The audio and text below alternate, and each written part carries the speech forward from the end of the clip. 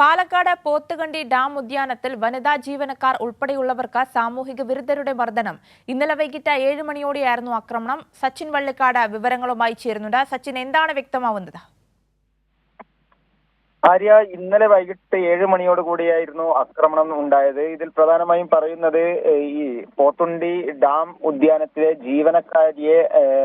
ജീവനക്കാരിയോട് മോശമായി പരാമർശം നടത്തിയതിന് എതിരെയാണ് ഇത്തരത്തിലൊരു അക്രമം ഉണ്ടായത് എന്നാണ്.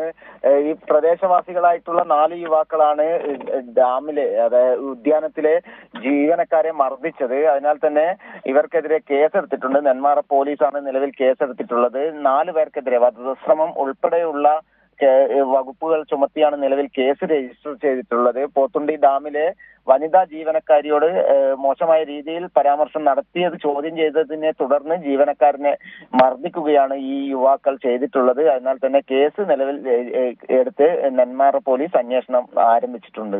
ആര്യ, ശരി, സച്ചിൻ വള്ളിക്കാടാണ് വിവരങ്ങൾ നൽകിയത്.